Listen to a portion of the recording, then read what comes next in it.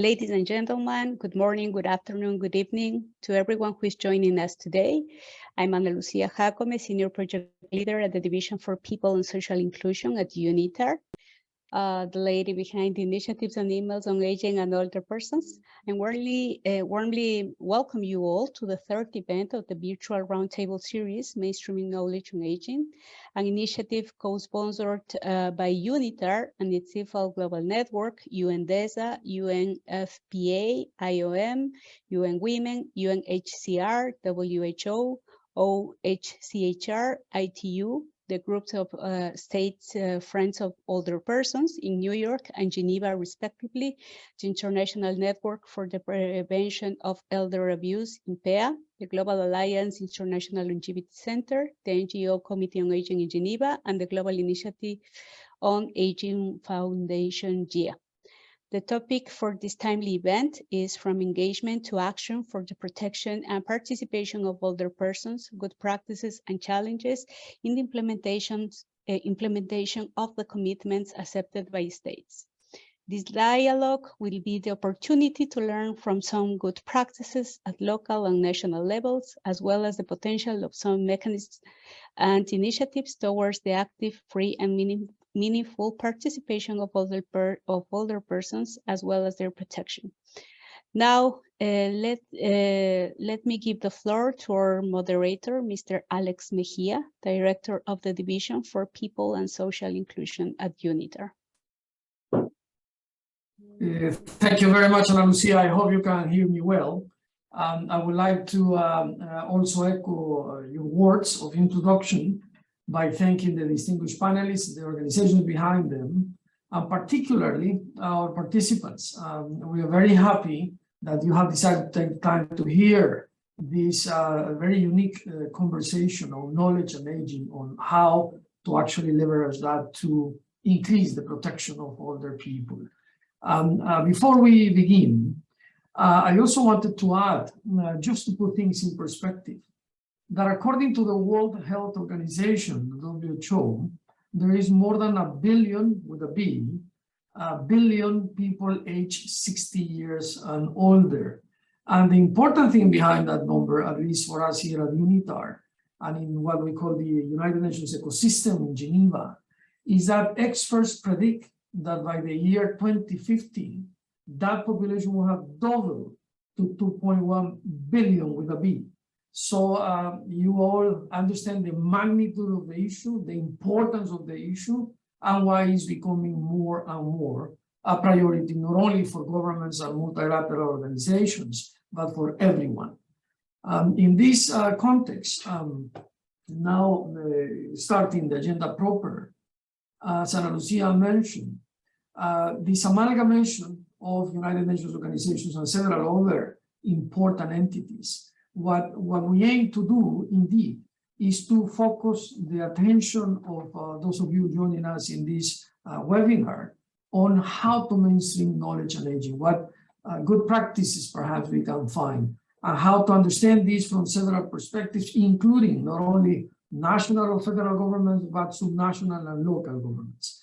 And that's why the first video that we want to show you before we go to our distinguished panelists that are joining us in person. That first video, in our opinion, is rather important. It comes from a mayor of the city, a city in Spain, the city of Malaga, someone that we greatly admire. He has been re-elected 5 times consecutively. I think that's a testament to his quality as a person and as a political leader. And the mayor of Malaga, his name, if I may mention it as well now, His Excellency Francisco de la Torre Prado. Francisco de la Torre is not only a mayor that is highly respected by his community, but someone that is leveraging a very unique experience in politics and the public sector to improve the quality of life of the citizens that he serves. He's a former senator and a member of the Chamber of Deputies in Spain, and a committed person with the cause of older people. He himself is 79 years of age, and I think for personal reasons, not only official and professional reasons, this will always be a top priority for him. So let me stop there with this introduction of the first video, Ana Lucia, and whenever you are ready, please show it on the screen. Thank you again.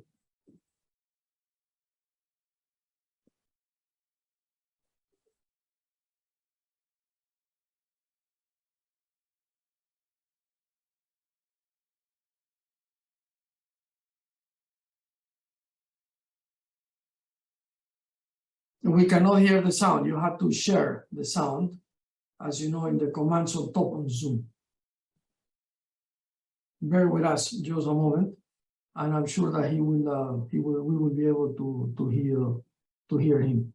He is, by the way, I failed to say, the co-founder of the Global Initiative on Aging that has been supported by the United Nations Secretary General. So we are very happy to have this video. Back to you, Ana Lucia.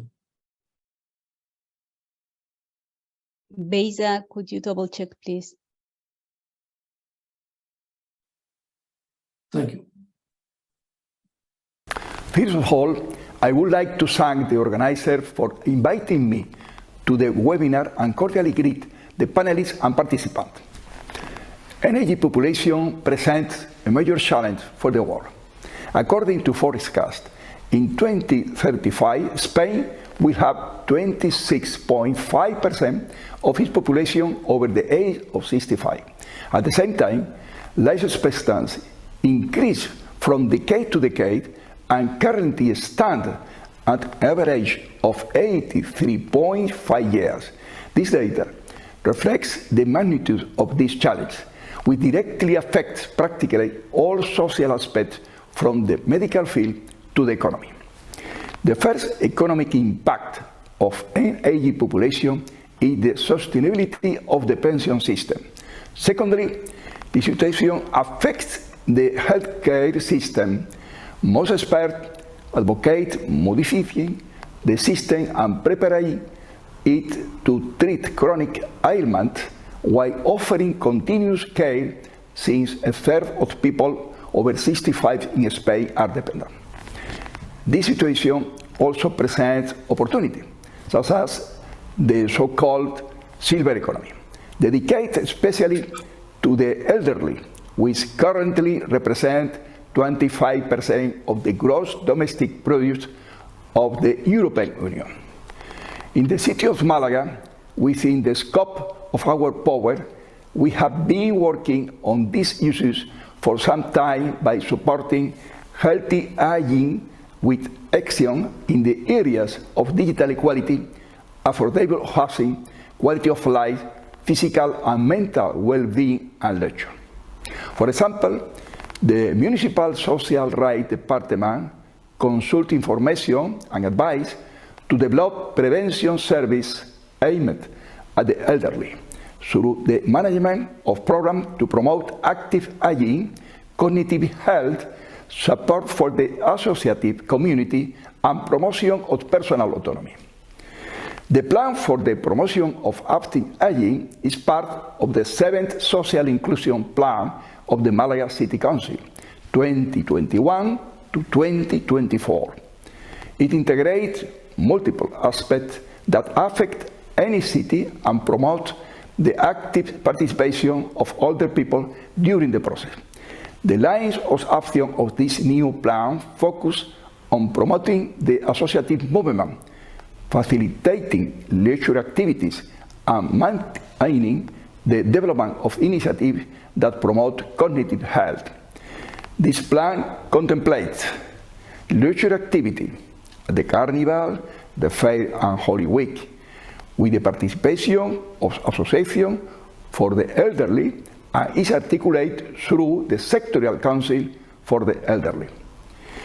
The prevention of dependency with development of activities in social centers and workshops for the elderly. The promotion of cognitive health through the Center for Healthy Aging. The local mobilization of resources against the loneliness and isolation of the elderly through the promotion of their autonomy. Our teams provide the elderly with information, advice, resources, and services on prevention designed for them. There is a service center for the Association of Older People, which seeks to promote the participation of older people while supporting the community through participation bodies. The Healthy Aging Center facility is for older people and associations whose objective is to promote a healthy lifestyle among them. They are currently developing the Successful Aging Memory Program, offering training in dependency prevention and providing education on new topics. In 2013, the center incorporated the Classroom Grader, a space equipped with 6 computers that contain training programs for the recovery of higher cognitive functions in people diagnosed with dementia. Before the 2020 confinement, activities were carried out in all municipal districts and coordinated by the Center for Healthy Aging. Given the situation in 2020, the Cognitive Health Promotion Program was launched through the Healthy Aging Center, as it was considered necessary to maintain the memory and cognitive stimulation project. A contingency plan was developed, including online memory training workshops and cognitive stimulation workshops. Since then, gradually, those face-to-face activities that promote the recovery of the group's social participation have been resumed. Municipal psychologists and geriatricians are responsible for the memory and cognitive stimulation workshops directed to people over 60 years of age. Since the beginning of the initiative, more than 10,000 older citizens have been participated in this 3-month workshop carried out in all the districts. Another program to highlight was developed in collaboration with the Red Cross, the Arena Foundation, and the Telephone of Hope. This program reduced the social isolation of the city's elderly with the participation of more than 4,500 older people. Through the Municipal Observatory for Social Inclusion, the necessary information is provided for decision-making in planning and social intervention, and research is carried out on the causes and consequences of poverty and social exclusion. Now, we want to go one step further. For this reason, in coordination with UNITAR and other United Nations agencies, and together with the relevant actors, we have launched the Global Initiative on Aging to develop a strategy to address the issue of aging from different perspectives, including human rights, labor, health, education, and science. I am sincerely honored to be part of this launch. It is important that we all work together to highlight the basic opportunities that this challenge presents us as average life expectancy has increased, including the existence of national, regional, and international protection mechanisms, digitalization and improvement of service, intergenerational benefits, public and private innovation in the areas of mobility, healthcare, financial well-being, and participation needed, and participation from the different parties concerned from their respective function. The challenge is not small, but it's important. Thank you very much. Very well. We thank His Excellency the Mayor of the City of Malaga in absentia. And before we go to the next distinguished panelist and speaker today, allow me to also recognize the strong support, continued support of a person that is a great champion of the cause. I refer to His Excellency Ambassador Luis Gallegos, who is the chairman of the board of the Foundation for the Global Initiative on Aging, and as well the chairman of the board of UNITAR, the UN agency that I have the pleasure to represent. So next in this high-level panel, I would like to introduce properly Her Excellency Ambassador Sara Duncan Villalobos. Ambassador Duncan Villalobos, it's quite a unique diplomat as you are going to hear, but let me do the proper presentation. She represents the permanent mission of Costa Rica to the United Nations and other international organizations in Geneva. She has been part in the past of the permanent mission of Costa Rica to the United Nations in New York as well, and has of course worked in the diplomatic missions to the Kingdom of the Netherlands and in Nicaragua.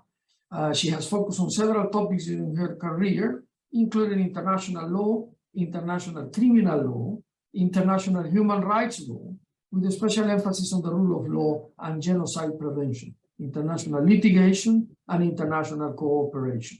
As we all know, but it's important to mention in this introduction of the ambassador, Costa Rica has indeed shown a proactive role in the international arena in the promotion and protection of the rights of older persons. Its good practices at the national level are the best possible kind of presentation and motivation. And Costa Rica, I come from Latin America, and I do know this for a long time. Costa Rica is to be commended and admired in this quest.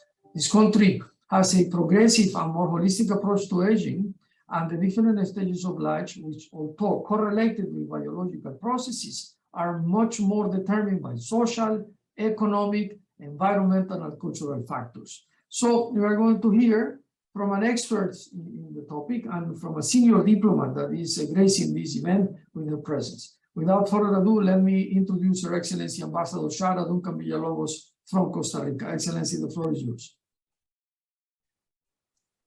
Thank you so very much, and thank you for that kind introduction. And I think you have said, and my presentation, you already gave it. But well, let me just start by saying good morning, good afternoon, or good evening to all of you.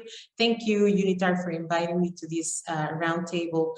Also, I would like to give a big thank you to all of you who are joining us online.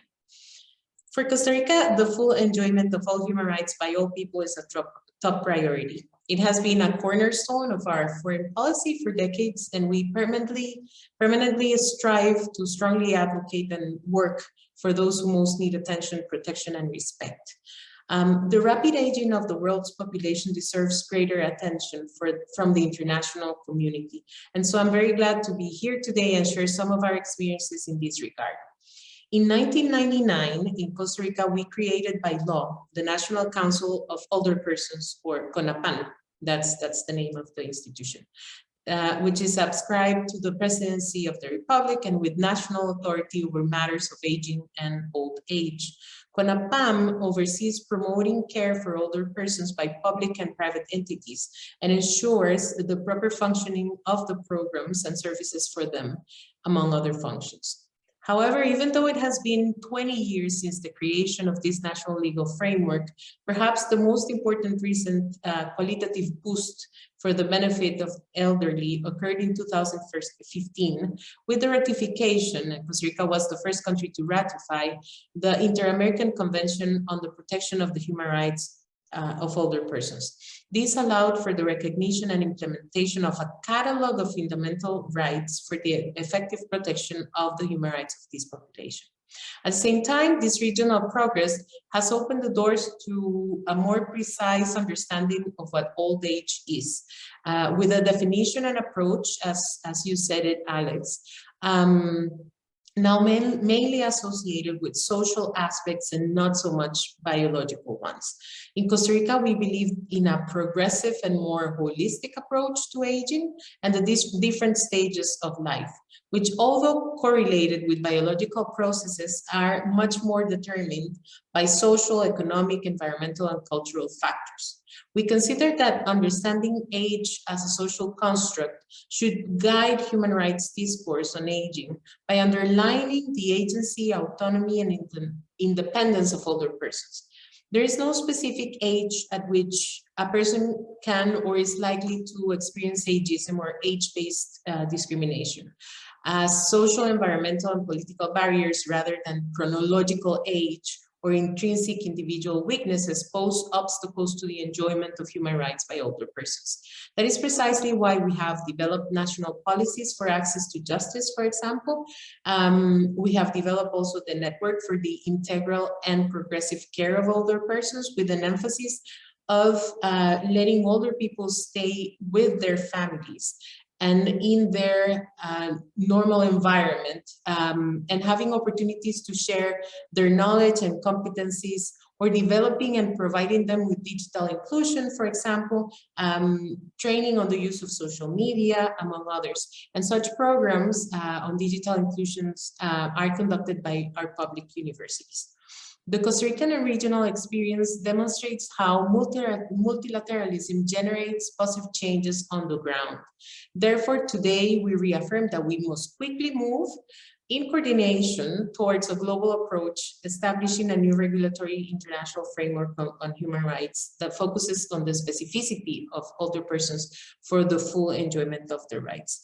And we once again call for action on this issue. The international process started 10 years ago, and we as an international community have failed to produce a concrete result. We really need to act fast towards adopting a coherent, comprehensive, and integrated human rights framework on older persons, while further integrating older persons' concerns into the work of existing mechanisms. Furthermore, in the new regulatory framework, the autonomy and independence of older people in all aspects of life should be included as a priority. Older people must be able to live their lives free from all forms of violence, abuse, ableism, exploitation, and neglect. For Costa Rica, a coordinated approach must also include the intersectionality and specificity of the contributions and needs of women, indigenous peoples, Afro-descendants, especially people with disabilities.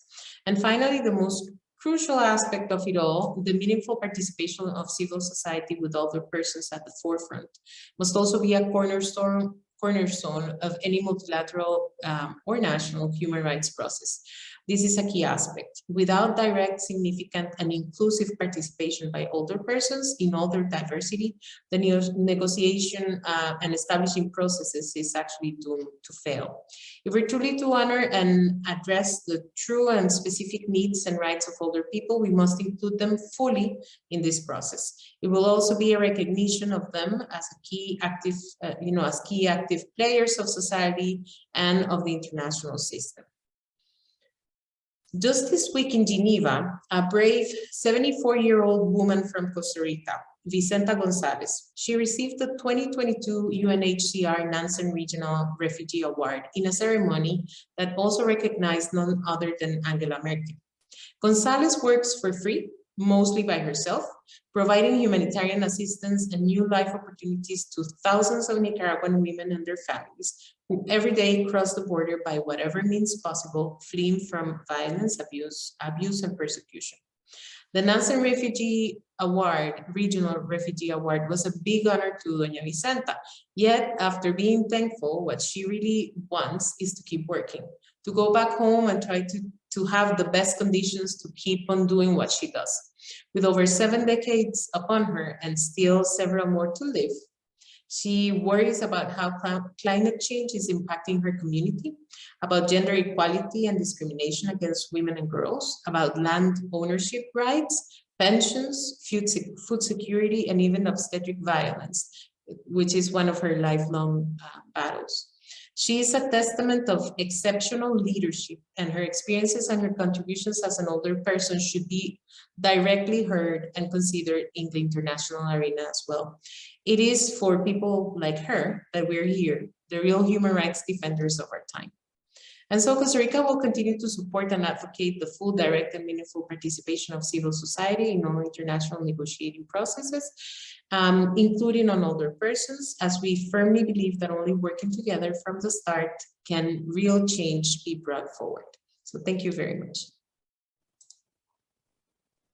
Thanks to you, Excellence, for a very comprehensive intervention, and particularly, we will go back to it if time allows at the end of this interesting conversation, particularly for focusing on the role of civil society organizations and the inclusion in civil society dialogue of older persons. That's quite unique, and Costa Rica, this is an example. So we will continue now from a local perspective to a national perspective now to the United Nations perspective. The United Nations system is indeed multifaceted, and there are several specialized entities that deal with issues of aging. So our next speaker, Mr. Gianni Magazzini, a good friend of the House, is the chief of the Universal Periodic Review Branch, Human Rights Council and Treaty Mechanism Division at the Office of the High Commissioner for Human Rights, OHCHR. Gianni, who's an old friend of the coast, has a wide variety in human rights, in political and disarmament affairs at the UN system, including a Chief of the Americas, Europe, and Central Asia branch in the Field Operations and Technical Cooperation Division. Chief of the National Institutes and Regional Mechanism section as well, Chief at the Human Rights Office at the UN Mission for Iraq, UNAMI, and a senior advisor in multiple areas and multiple times. His insights on the UPR, the Universal Periodic Review work, represent an inspiring addition to this discussion as a unique mechanism of evaluation among states where the human rights of older persons have been promoted and represent part of the engagement of states to move forward from theory to practice. So it's my great pleasure to welcome Mr. Gianni Magazzini to take the floor. Gianni, welcome. Thank you very much. Very pleased to be with you, and thanks to UNITAR for this important initiative. I think the timing couldn't be better for us to talk about the Universal Periodic Review and what this mechanism can do in order to better protect the rights of older person as well. We have just completed the third cycle of the UPR, and we've had a multiplicity of initiatives. And I take the opportunity here to thank also Costa Rica for having done that so effectively just a few weeks ago as part of the Human Rights Council. And I think what I would like to emphasize here that we have a tool that can facilitate the translation into compliant laws and practices at country level of all international human rights standards. The UPR was created by the General Assembly when the Council was set up. We have now done 3 cycles in which states have gone through a peer review that allowed them to receive recommendation and then to take steps back home to improve the legal normative framework, as well as to strengthen the institutions to address the concern of particularly vulnerable groups and to advance in the promotion and protection of human rights, because the basic point is that everyone, every state can do and should do better. Now, if we look back at the just completed third cycle, we can see that, number one, we have been able to maintain 100% participation of states, and this even notwithstanding the huge challenges that we had during the COVID-19 pandemic, where we had to adopt hybrid modalities to allow the participation of states and other stakeholders from the capital, from far away, in the middle of the Human Rights Council. Secondly, we've seen an increase in the number of ministries, state entities that participate in the review. And this is very important because the participation of the 3 branches of the government and critical state institutions means that the state as a whole, and not just the executive, and within the executive often just 1 or 2 ministries are involved in the preparation for, in the review through the UPR, but the entire structure of the state, which is a very important element. It involves a great deal of consultation back home and in federal states, also at federal and state level. And increasingly, we see the participation of local and regional governments throughout the process of the UPR.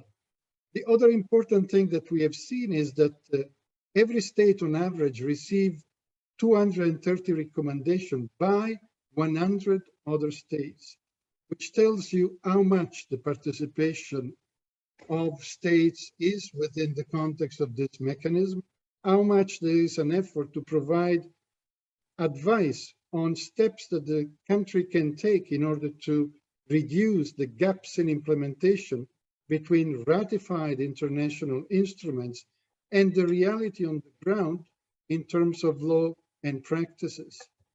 And finally, we have seen also a huge increase in the number of recommendations that are, so to say, smart. That is to say, time-bound, actionable, very precise, so that this provides also a further element of encouragement to the state to take action after the review in Geneva. Now, what makes the UPR different from treaty bodies or other human rights mechanisms, including special procedures mandate holder? And I'm pleased to note that we have also an independent expert that deals with the issue and the rights of older persons. Well, the difference is that in the context of other mechanisms, you have the advice, the concluding observation, or the recommendation of independent expert. In the UPR, you have states that make recommendation to other states, which go through a process of vetting in the capital, in the states, and then leads to sovereign decision as to which recommendation is supported and which recommendation is noted by the state. And supported recommendation, in other words, means prioritized for action over the next 4.5 years, which is the cycle of the UPR itself. Now, as OHCHR, we have taken a number of steps to enhance implementation, to enhance the value of this mechanism for protection, especially of the most vulnerable groups. And I would like to briefly mention 3 of them. One is the fact that the High Commissioner writes to the foreign minister of every state once the adoption of the outcome goes through the Human Rights Council under item 6. That letter provides some advice, including areas that require particular attention over the next 4.5 years. Second important tool is a matrix of thematically clustered recommendation that the state has received, and we start with those that have been accepted by the state, so that anyone at your fingertip through our webpage can find who made the recommendation, what is the position of the state concerned on that recommendation, and to which SDG it is linked. We believe that this instrument will play an important role in national action plan implementation modalities. And of course, the other important element that is also recommended by the High Commissioner is the integration of all these efforts at human rights with the Agenda 2030 and the Sustainable Development Goals, because the two, human rights and development, go very much hand in hand. Now, looking at the 4th cycle, we will be starting on the 7th of November, again, with all 193 member states going through the review of the next 4.5 years. We look forward to greater attention being paid to the rights of older persons in the context of this review. But let me give you also some important data. If we look at the UPR recommendation in the previous cycle, we see that they have increased from a very few to 40 to 140 recommendations between the 1st and the 3rd cycle. So there is a huge increase in the number of recommendations that refer specifically to older persons. And those recommendations are also mentioning the setting up of national strategies or action with respect to improving social benefits, or making sure that there is access to locations, buildings for people that may also be old and affected by disabilities, and also addressing issues of health and related matters.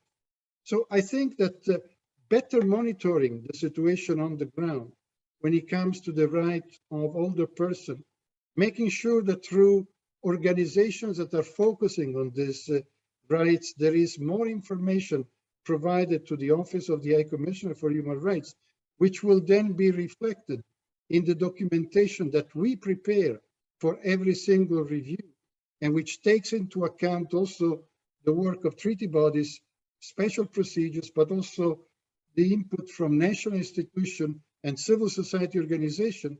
We hope that through that, states will have a better sense when they go and review in other states as to what needs to be done to enhance the protection of the rights of older persons.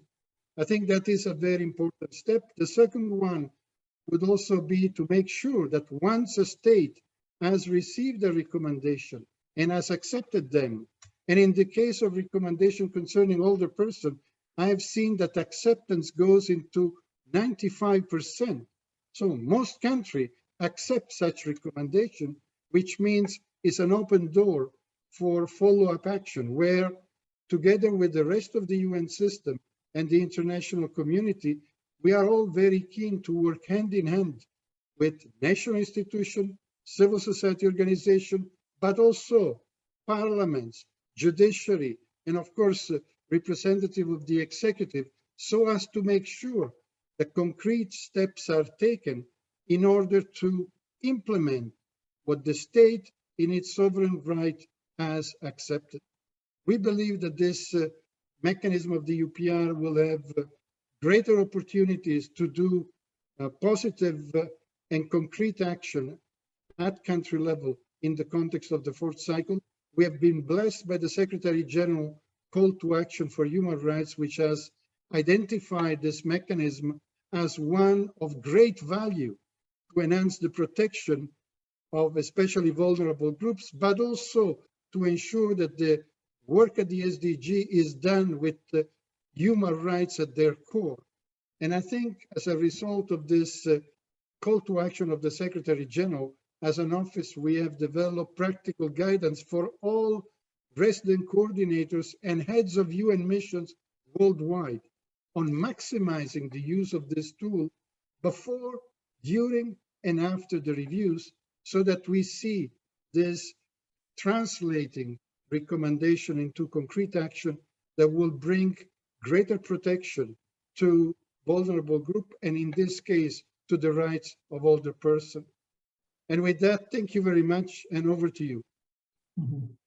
Thanks to you indeed, dear Johnny. Thank you for giving us this overview of this most important mechanism, the Universal Periodical Review, your comments on the previous three, and especially the auspices from the perspective of older persons that we have, because we have to remain optimistic. The fourth period of the UPR that starts in less than a month, if I understood you correctly, indeed is very auspicious for this topic. So thank you very much indeed. And now let me go to our next speaker. We need to understand also the perspective of the older persons from the point of view of the Global Compact on Refugees and several other instruments of the like. So allow me to introduce Mr. Ricardo Pla Corvero, Protection Officer in the Division of International Protection at the United Nations High Commissioner for Refugees, UNHCR. He has a commendable experience in providing technical support on the rights of persons with disabilities and older persons under the UNHCR mandate. This mandate includes, of course, refugees, asylum seekers, returnees, internally displaced persons, IDPs, and persons in situations of statelessness. As a development and humanitarian worker, Ricardo has experience in the design, implementation, and monitoring of human rights programming, and in the development of policy and guidance on the rights of persons with disabilities and older persons in situations of conflict and disasters. As you know, I'm sure, UNHCR is committed to the inclusion and protection of displaced and stateless older persons, as highlighted in its policy on older refugees and age, gender, and diversity policy, and in line with the UN principles for older persons. It works to support and protect older people on the move, enabling access to basic services as they recover and rebuild after a crisis. Ricardo, the floor is yours. Welcome. Thank you, and it is a pleasure being with all of you. Going to be sharing my screen, as there will be some content that I would like you to have a look. I hope it is working well. Just let me know. Yes, it works in full screen. Yes, right? Great. Okay. Thank you again for giving me this space, and to UNHCR, of course. As it has been mentioned, UNHCR is the agency with the mandate for the protection assistance for refugees, returnees, asylum seekers, but as well in certain circumstances, people who is displaced within their own territory. Within the mandate, the protection of persons accounting for age, gender, and diversity characteristics is crucial and is central to the mandate. And there is a system of policies and mechanisms to ensure that that response is done effectively. What, however, we see is that in practice, those policy commitments are quite challenging, and I will try to expand on why this may happen, and to seek your support in trying to respond to this reality. We've heard as well some figures or numbers on the population, the global population related to aging, and while data, particularly on refugees, is quite scarce due to the lack of adequate disaggregation, which is already one of the problems in invisibility. What is estimated is that approximately 4% of all displaced populations are older persons. Now, 4% of which number? The latest estimate that was shared mid-year, this 2022, grows to 100 million of people forcibly displaced in 2022. This, let's say, close a decade of forced displacement, where we have raised the number of people that are forcibly displaced has grown exponentially in the latest years, with, of course, this last year, the strong movement of populations across Europe related to the situation in Ukraine. Now, we may be thinking that then 4% would be approximately 4 million. And we may think that this would be a very small number. There's two aspects. One is the number is most probably underestimating the reality, but the second aspect is that we may be, for sure, speaking about one of the most at-risk populations, considering the additional barriers that these populations may be facing when trying to seek for assistance and support. Some of the information that has come through latest assessment, and in the screen now we have a report called The Claim to Dignity, Aging on the Move, that was developed in coordination with HelpAge across the Americas, and trying to understand better the situation of older people in the move, on the move in the Americas, so not including only refugees, but as well other type of migrants. The situation highlights areas that we already had anecdotic evidence, such as separation from community support networks, heightened risk of violence and abuse. Usually older persons tend to be either left behind, so not having an opportunity to flee from conflict, persecution, violence, etc. Or once they are reaching a safest space, they feel themselves isolated because they were separated from their networks, and their coping mechanisms are not valid anymore. But there are two additional aspects that I wanted to bring here briefly, and I invite you all, the link to the report will be shared later to check on the report. There are two additional issues that have been well documented now and were already somehow known, but at an anecdotal level only. And one is the lack of documentation. So having documentation, up-to-date documents, identity documents is crucial to access protection and assistance where we are abroad. And we saw that over half of the population of older people didn't have those documents. In addition, when people have been working, producing and contributing to their societies, and they are forced to flee to another place, either within their own country or external, and more, even more if they have to flee to another country, they may lose that documentation, or they may lose the capacity to reconnect with pension systems and financial services that they had access to in their countries of origin. We checked, for example, that around 85% of older people who were surveyed in this report didn't have an account, for example, a bank account, didn't have access to internet services, and didn't have access to pension systems, with only approximately 15% having some kind of in-kind generation activity. Now, many times, what I want to say with this is that many times when we think of refugees, we think of refugee context, we think of humanitarian crisis, of conflicts, and we think that all those issues are ahead abroad, or are happening away from what we are working, or because we are working in developed settings or in development agencies. And here I'm talking to our colleagues and partners in this call, or who may be accessing this webinar. It is not a matter of our work.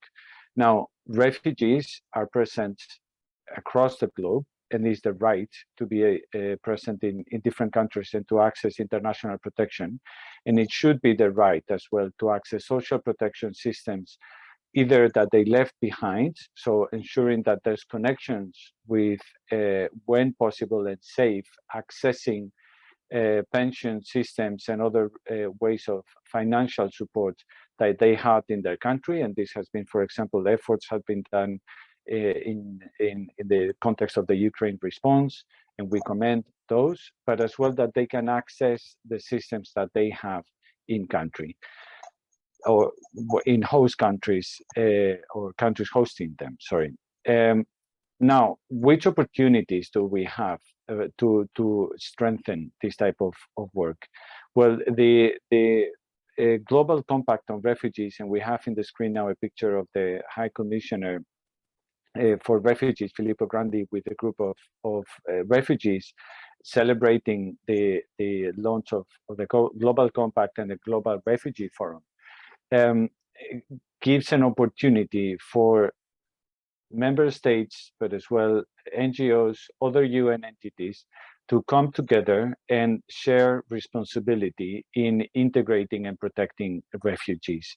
I won't give a more detail just for the sake of time, but what is interesting is that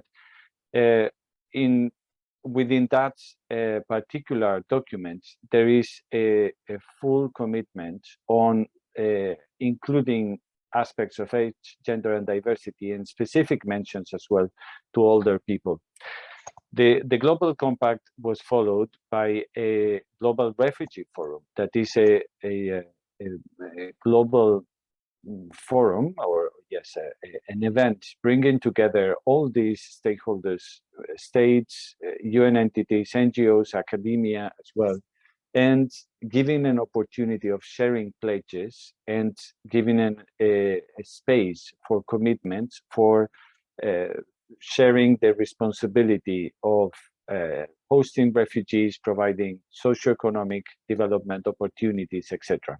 Now, what we have in the screen, I gave you some time to go, I hope, through it, is an analysis of how that commitment came to reality. What we can see is, well, there were around 1,400 pledges, commitments made by different stakeholders. What we can see in the third column is that only for older persons, only 1 out of 1,400 commitments was specifically focused on older persons. It was a commitment made by a member state to advance situations of statelessness. So this is as well part of UNHCR's mandate when individuals do not have a nationality, a recognized nationality, and no country in the world is recognizing them as citizens and giving them those rights. So one country committed to expediting, so accelerating processes and simplifying processes for older persons to acquire a nationality and therefore rights, and only 11 additional pledges were somehow older persons sensitive. That means that within a wider pledge around, for example, opportunities to access employment, there was a particular mention to older persons. We are monitoring and supporting states, academia, civil society organizations, etc., to share more commitments and as well to implement those commitments. And we are welcoming as well the opportunity to share more commitments and give an opportunity for older persons who are refugees, displaced, or stateless to access the same rights as other citizens. What we see now on the right side includes that analysis of most of the pledges being shared by states, while the NGO sector is second, but still with very few numbers there, and just asking for that need on your support in expanding those practices. Now, one of the problems that we have is, and that the questions that we receive is how, right?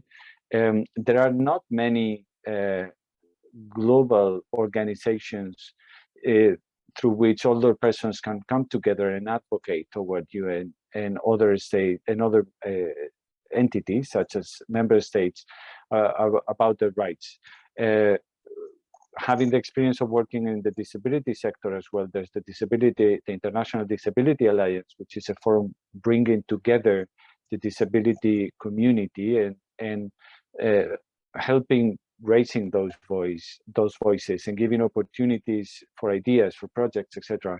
It is very challenging, at least for us, to find an equivalent stakeholder unifying those voices. It is very challenging to find as well particular examples, such as that shared by the Ambassador Sarah Duncan of Doña Vicenta, who has been promoting her own rights through supporting others as well, and finding as well herself. We have to recognize that individual work never works alone, right? We cannot achieve those incredible successes working alone. Is the community and it's a protective environment. And here I would like to commend the government of Costa Rica on hosting and protecting refugees as well, right? So it is a shared responsibility from member states, civil society, and other stakeholders to come together and work towards that protective outcomes. What we can offer, and this slide is a little bit horrible with lots of links that you cannot click now, but I hope they will be shared. What we can offer is lots of ideas, right? So we have guidance with programmatic advice. We have good practices. We've been consolidating all those good practices. We have the reflect, we make a year effort to highlight which are good practices performed by UNHCR, by partners, by civil society, states, and include them in a global report. And we developed as well a series of tip sheets, very short advices that can be shared and can be accessed to learn and get more ideas to share a commitment. If you go to, in particular, these pledges and contributions, I'm pointing at the last line in the slides, you will find that there you can find ideas of pledges and you can make a commitment, no matter how small is your organization, how unrelated you may think that your work is from responding to refugees. There will be always an opportunity to get together in participatory processes with older persons, get their ideas and contribute to making a commitment, we are here to support you in the future. Thank you so much for giving the floor, and back to you, organizers of this event. Thank you. Indeed, Ricardo, thank you very much indeed for helping us to understand the whole in a very particular dimension of aging that sometimes is not properly recognized, and particularly for explaining the importance of this instrument of what your agency also does. So let me continue with the array of speakers today. I now offer the floor to Mr. Tiago Henrique de Sá, but not before I properly introduce him. Mr. Henrique de Sá is the leader of the initiative Age-Friendly Environments, including the Global Network for Age-Friendly Cities and Communities at the Department of Social Determinants of Health of the World Health Organization, WHO. He has experience on public health by working with older people with a track record of scientific publications in high-impact journals. He also led the development of several technical resources, including the source book on integrating health in urban and territorial planning. Now, WHO has been proactively working for years on the Age-Friendly Environments Initiative, as we know.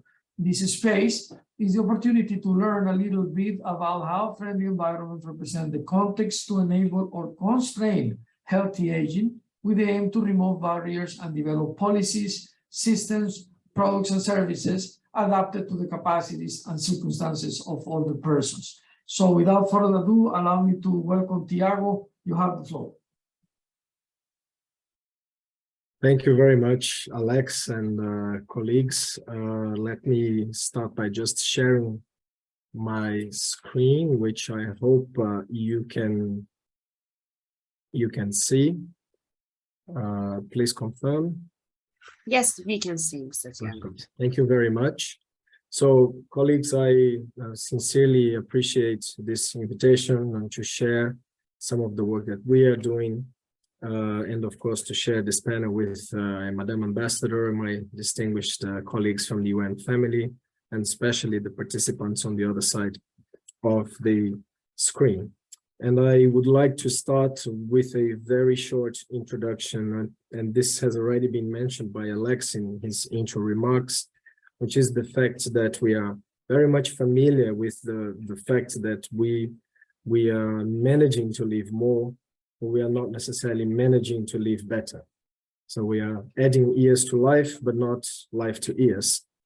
And we also know that the world continues to urbanize rapidly. While we have places such as Latin America or Europe that has urbanized already, not necessarily in the best way, we know that the world, many parts of the world continue to urbanize, and we expect 70% of humanity to be living in urban areas by 2050, which has some important implications for both urban and rural communities, in particular for older people, whether they migrate to urban areas or are left behind, oftentimes without their families and their communities disrupted. Now, urbanization and population aging, together with many other major global trends, such as climate change, are radically changing how we age and shaping the environments we live in. And it's anticipating and responding to those major trends that the World Health Organization has been working for many years now in this space. In 2007, we have developed and published what is a seminal document called Age-Friendly Cities Guide. And since then, we have managed to advance a global community that is working to make cities and communities throughout the world more age-friendly, including through the establishment of the Global Network for Age-Friendly Cities and Communities. And I'm pleased to tell you that we have over 20 communities from Costa Rica already part of the network. Of course, in 2020, the United Nations General Assembly has declared 2021-2030 the decade of healthy aging, which you're all familiar with, has as one of its action areas precisely to ensure that communities foster the abilities of older people. So creating age-friendly environments here is one of the top priority areas globally in order to address population aging, improve the lives of all the people, their families and communities, and ensure that their rights are respected and protected. Communities that are age-friendly are those, in our view, in which people can grow older well, that enables us to meet, it enables them to meet their basic needs, to learn, grow, and make decisions, to continue being mobile, to build and maintain relationships, and to continue being able to contribute to society. And WHO has been advocating for the approach developed for age-friendly citizen communities to be used as a means of achieving this bright future for all.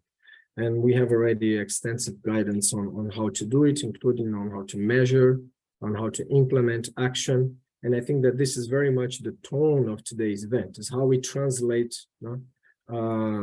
knowledge into action and how we can put people, older people, at the center of the action, fostering their agency and the exercise of their rights. What you see there are the 8 domains of action that we have identified need to be addressed for us to ensure an age-friendly environment. And the good part is that this guidance has already been successfully applied throughout the world, including through, of course, our global network, which is now fast approaching 1,500 members, all of them sharing the vision that every city and community strives to become more age-friendly.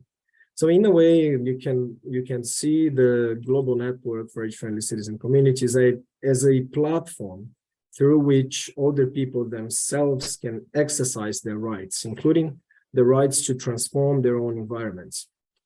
And it is also a platform to help protect them. You heard our colleague Ricardo just mentioning how many people are forcibly displaced across the world. And as we speak, we are working with the Polish cities within the network to support them in their response to the Ukrainian crisis. And there are many more examples there. We also have within that global network, and I should have mentioned this in the previous slide, if you see the dark blue and the dashed blue areas over there, that's where the global network has affiliate programs. So we have 18 of them. So they are usually member states or subnational governments that run age-friendly citizen communities programs. And that experience has been so successful that WHO is now working to develop guidance on how national programs can be created and sustained. So we plan to have that guidance launched by the end of this year. And we hope to start the pilot testing. And we do invite member states interested in advancing the development of national programs to approach us, because we plan to start the pilot testing early next year. I would just like to point you to the map on the right-hand side to show the difference it makes in all those countries, including in Spain, a country where we do have a national program of age-friendly citizen communities, and how important they are to make sure that we have a network that really makes a difference, that connects all the energy that we have at the grassroots local level with the national and the international agendas. Now, this global community has been working a lot, I can tell you. And we have been collecting all these innovative practices and experiences through the global database of age-friendly practices. Because if we want people to be inspired and inspire, we need them to exchange this type of knowledge. So the database has now over 600 age-friendly practices covering a wide range of topics, including the rights of older people, but also a very wide range of practice leaders. So from private organizations to local authorities to older people's councils. So there's a wide diversity as well on the topics covered. So I really invite you to have a look at that database to get inspiration from, and also to share your experiences to inspire others as well.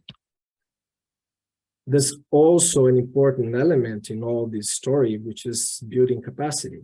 And because we need to build capacity for everyone to embark in this journey, from national to international to local, to all the people themselves, right? They may have a lot of interest.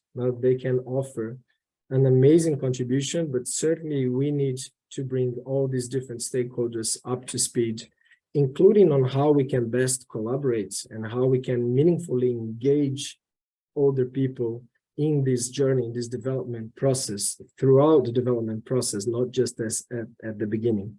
So as part of the work that we do on age-friendly environments, we have been training people from across the world and have just completed a training exercise, really highlighting and providing guidance on every step of this planning process for creating age-friendly environments, starting precisely with engage and understand, then planning, acting, and measuring. And I'm glad to tell you that we now have cities and communities that have gone through that cycle for more than 5 times. Because as we know, older people change, cities and communities change, environments change. So we have to have an iterative process to account for that as well. So in a nutshell, we are expanding and consolidating the activities to create age-friendly environments, including in response to the UN Decade of Healthy Aging, with the collaboration of many people, from grassroots movements to friends in our UN family, national authorities. And the idea here is really to continue advancing on the development of strategies to determine effective action to foster age-friendly environments, to encourage cities and communities to join the global network. If your city or community is not there, I do invite you to push them to do so. Use the existing guidance, not only from WHO, but from many other sources on age-friendly cities and communities and the case studies. I encourage national level networks. As I mentioned, they tend to be larger, stronger, more sustainable, and provide the support that cities and communities need to advance on their journey, support capacity building, and improve the evidence base. Last but not least, I think it's important to end my intervention here just by stressing once again that all that must be done, whatever, at national, international, local levels, whomever is around the table, central to every step is the close engagement and the meaningful participation of older people themselves, because we need to make sure that they are at the center and they are at the core of whatever we do, and that they are agents of the transformations they would like to see in the environments they live in. So that's all from me. Thank you very much, and I look forward to the discussion. Thanks to you, Tiago. Quite interesting always to see the important work that you do to create indeed age-friendly environments, and particularly the issue of cities. It's very inspiring and hard work with excellent results all over the world. Now, last but not least, allow me to introduce Madame Silvia Neira, the Vice President of the Global Initiative on Aging, GIA, and the foundation that has been created in Spain with the support of very many entities in that country. She is a senior professional working in development, on education and health and diversity amongst other tasks, particularly quite interesting from the perspective of health and aging. She is a university lecturer and senior tutor on neuropathic and a neuropathic physician, quite unique and more than relevant for the conversation that we are having today. She's an expert as well in alternative medicine with several published articles. Now, regarding the GIA Foundation, established in Spain, this new entity, launched, I believe, at the beginning of this year, after a very auspicious meeting with the Secretary General of the United Nations, Antonio Guterres.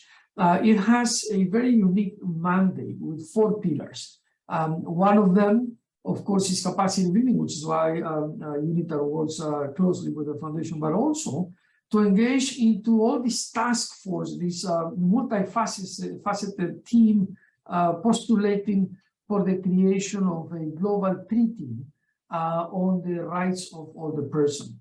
And several other chapters as well, an emphasis within the foundation. It's quite unique for us at UNITAR to know that there is an institution there with the support of the Spanish people and the Spanish government, focusing on amalgamating perspective that has to do with health, education, science, human rights, labor issues, economy, including the creation of a public policy observatory on policy on the rights of the elderly people.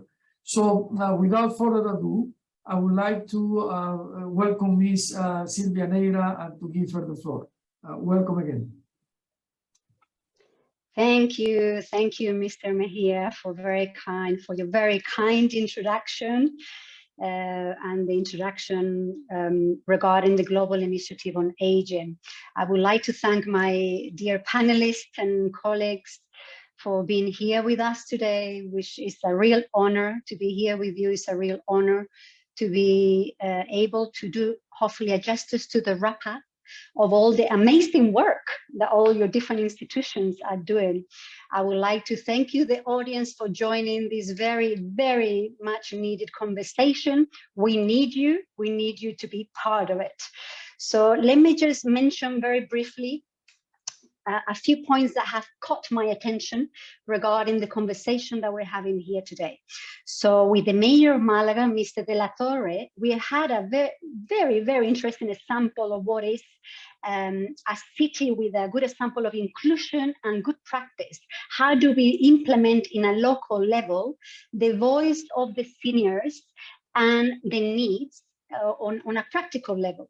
So they are a good example of what Mr. Thiago Henry from the World Health Organization, of how a good example of an age-friendly city. And I would like to reiterate that the good work that the city of Malaga is doing. Then I would like to move on into the words of the Ambassador Sarah Duncan, which obviously is another very good example of what a country is able to do, reinforcing the human rights of the Asian population, leading the force and hearing what the civil society wants to be able to be included into this conversation. And we take on board all the notes of all these practices, and we are hoping that we're able to reciprocate this in all the other countries, and we'll take your lead to be able to do this in other countries with your guidance. I would like to follow up with Mr. Magasseni, the High Commissioner of Human Rights. And there's been a lot to be mentioned here that I think it needs to be highlighted, that we've had all these cycles and how the recommendations have increased all the way to 140 recommendations on the light of the national strategy, the social benefits, locations building for disabilities, etc., etc. And I love the conversation about how 95% of the countries accept these recommendations. This, Mr. Magasseni, is telling me that we are ready for an international convention on the human rights of the aging population. It is now the right time to get together with all the states and put these articles in force with all the needs. And we are hearing them, and we're hearing our needs. We're all graceful enough to get there. We should be able to get these voices out there and get something that can be unified so that no one is left behind. And I would like to follow with Mr. Cordero from the High Commission Refugees. Very, very important points. I believe that is now we've been on the biggest crisis, the biggest refugee movements that we've ever had in the history of humanity that we know of. And therefore, this 4% of displaced population over the age of 65 and over 100 million possibly displaced. And actually, the fact that we don't know, it means we have to engage the states. We have to have that conversation. Every country has to take the responsibility to count, to make the number, to have a name of that person that has been forced. We have to remember what it means to be a refugee. What it means is not out of choice. And we have to have that responsibility to get that lack of documentation into force so that we are able to implement and support them within the labor market, within the education, and be fully integrated into our society. I love how Mr. Cordero mentioned that the responsibility of all the states to come together and help integrate refugees and immigrants is a commitment. It's a commitment that we all have to take in force. I would like to leave him with those words. And then last but not least, I would like to mention a couple of the highlights to me for myself that I found on Mr. Thiago Herrick, which so much is being done within the World Health Organization. And we have the world is urbanizing to a very high speed to know that 70% of all the population will be living in cities by 2050. That means that we need to adapt to our demographics. The cities are not built to support the services that are needed for the aging population. And how we have been aging is different to how we're going to age. I'm with you, Mr. Henrik, in this force of we're living longer, but we're not living better. My hope is that we're going to be living longer and better, and we are counting with you on that, and we're supporting you on that. We have to find ways to live better, not just in a selfish way, so that we are able to live until the end of our days gracefully, but on a conscious level, we have to support our governments so that all our resources don't go just managing our pains and our chronic diseases, but actually supporting ourselves on living healthier and longer lives. And that's, it's not just a hope, it's an action that we are all going to do, I'm sure. And of course, I love what Mr. Thiago Herrick said about our consciousness here is to inspire others and meaningfully engage all actors into action. I actually had a little paragraph prepared, but I loved what you said. And I think we all have the responsibility to address and bring solutions to the different issues and needs of the aging population. But actually, within each of our institutions, we are not just meant to educate people. Our role should be to go a step further to inspire the public, private sector, and civil society into action using that education. And this starts with us all, yes? So we have a long way to go, but as Nelson Mandela said, it always seems impossible until it is done. So I would like to thank you, all of you, for being here, and I'll lead back the floor to Mr. Mejia. Thank you. Thank you, Madame Negra, for this excellent wrap up and for putting in perspective perhaps some of the more relevant contributions from each speaker. Now, we have limited time here in Geneva. It's 4:47 p.m. and we are to finish by 5. So if I may, I'll go in the same order. I'm going to present short questions to each one of the distinguished panelists. Allow me to make 2 suggestions. If you can give us a reply or a comment that is between 1 or 2 minutes, that will be indeed excellent because we will be able to accommodate all of you. So short answers to these very profound questions, and I am going to read. We have received these from the floor. We have participants from several different countries connected, and we want to respect the time frame, but it is important that we address their questions. So the first one, to Her Excellency Ambassador Duncan from Costa Rica. It says, from your perspective and that of your country, what would be your advice to meaningfully include older persons in the elaboration, implementation, and follow-up of public policies that a government can conceive? Excellency, floor is yours. Thank you so very much. I think the first thing is to have the political will to do that. Without the political will, you would not be able to achieve any of this. And then have the older persons sit at the table when you're actually constructing. From the very beginning, when you're constructing the policy, I think it's very important that, because usually the consultation comes at the end, once the policy is built.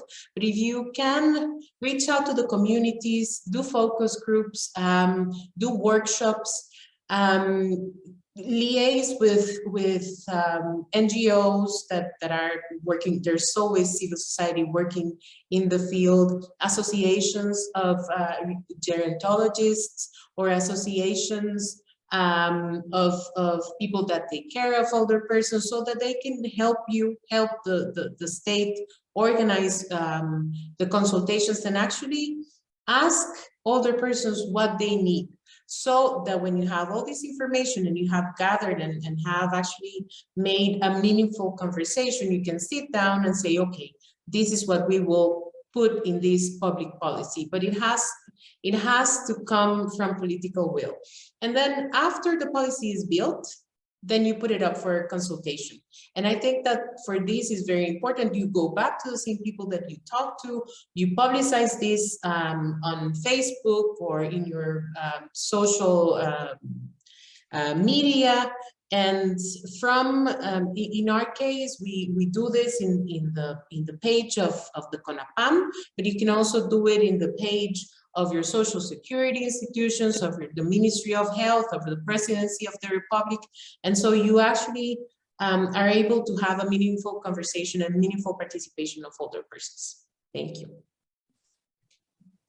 Thank you, Excellency. Outstanding answer, and I thank you for that. Now, let me present a question from the floor to our colleague Gianni Magazzini from OHCR. It says, in the framework of the UPR, what can additionally be done by different stakeholders, especially by states, to increase voluntary pledges, as well as to improve the due implementation of the recommendations on the rights of older persons received in the framework of this mechanism? Gianni, please.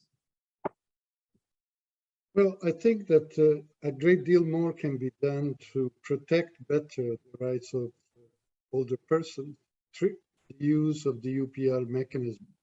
Voluntary commitment is certainly one option, but another option is to make sure that there is greater knowledge of the recommendations on the rights of older persons that a state has accepted, that we work together in order to make those recommendations become a reality through legislation, public policy, as the ambassador of Costa Rica was saying, and other steps that can be taken so that the reality on the ground changes.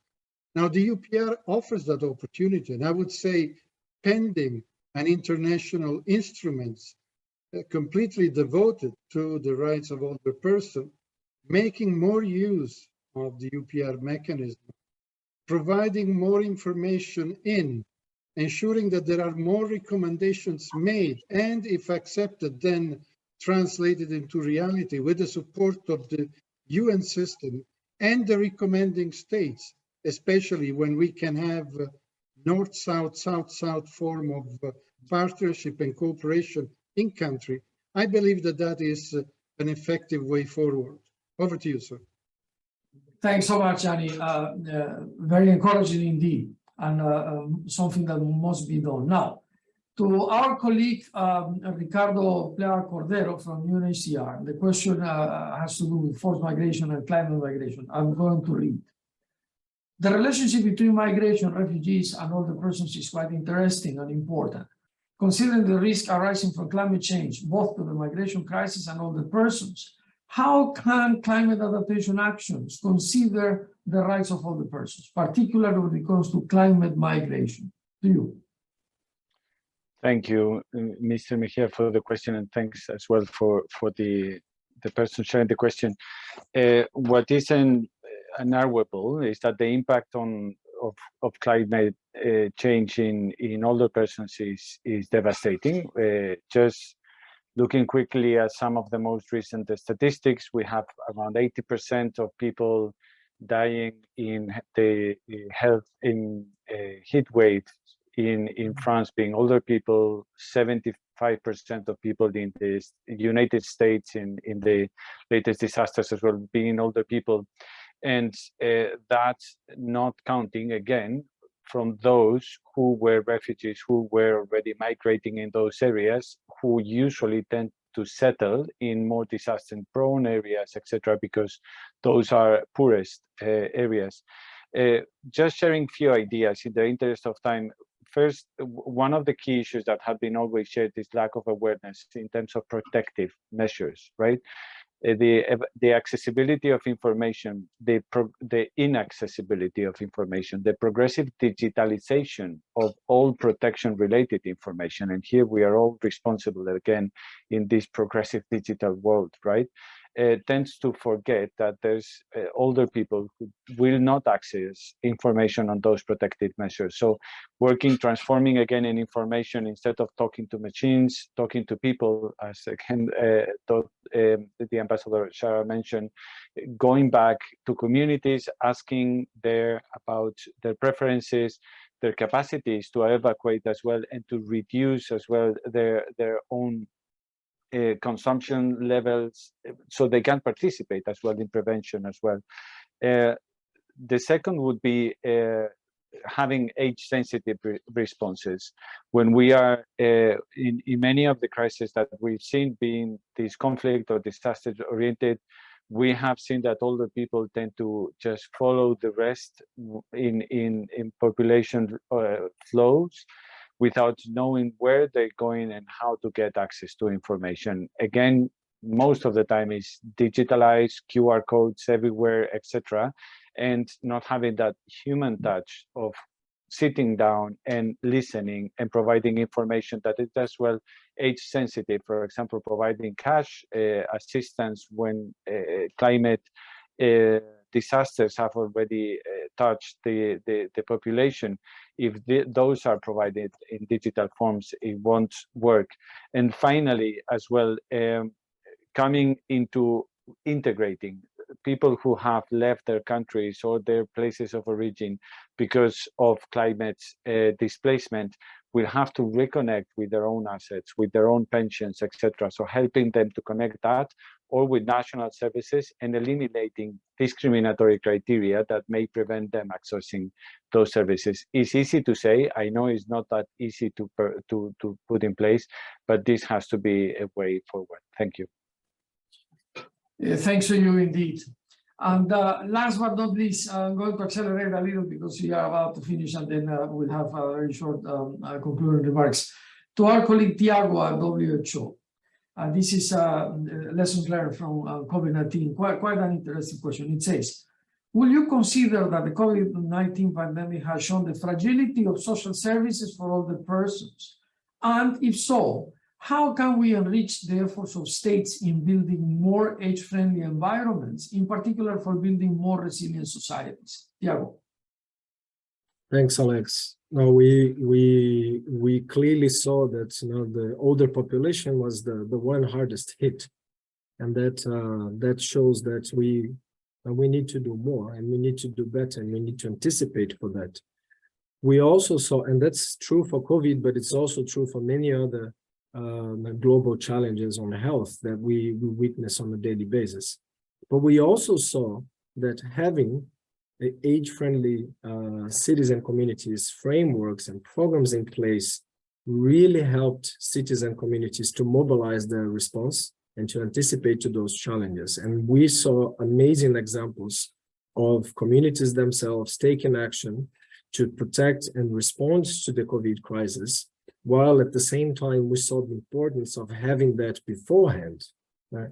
The same happened in a number of examples where we had, for instance, climate disasters or common disasters, and Ricardo was spot on when he mentioned the fact that oftentimes displaced populations will be in the most vulnerable areas. And in that case too, we have seen and we continue to see how important it is to have that in advance and to anticipate for those challenges from local to national level.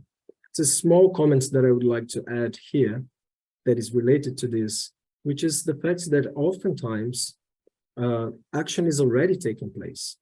People and older people are already taking action. So oftentimes it's not just about us enabling the meaningful participation of them, but also being humble and sitting on their table and understanding that they are already doing something to change their reality, and that it is our role, whether an international organization, whether a national government, whether a local authority, to engage with them humbly and understand how we can best support. Very much so, very much so. Thank you, Tiago. Thanks to all the distinguished panelists. And before I turn the floor to Madame Silvia Neira to give us the final words, on behalf of UNITAR and all my team, particularly Ms. Ana Lucia Jacome and our dear colleague Beysa Noor, an excellent job indeed and a great opportunity today. I sincerely appreciate all of your contributions. And again, on behalf of UNITAR, thank you to each one of you. Now, Silvia, you should have the final word. So back to you. Thank you, Mr. Mejia. I would like to bring back my gratefulness to all of you, all the panelists and colleagues, for the amazing work that you're doing to make sure that there is a change, that there is a shift, that as society we're showing that we care and we're doing something about it. But I want to remind us all, not just all the panelists, but everyone that is listening, that there is so much to be done. So be engaged. Let's join forces, form alliances. It doesn't matter how small or big you are. If you are passionate and you want to make a difference, you are capable of making a difference. And this is something that we all need to do together. So thank you very much. Thank you very much, UNITAR, Ana Lucia, Mr. Mejia, and the whole UN agency for helping to put together this wonderful webinar, very much needed. And I look forward to having many more of these and many more conversations with all these wonderful institutions, NGOs, foundations, agencies, and the civil society and the state. Thank you, and have a wonderful morning, afternoon, and evening. Ciao. Thank you all. The best. Bye-bye.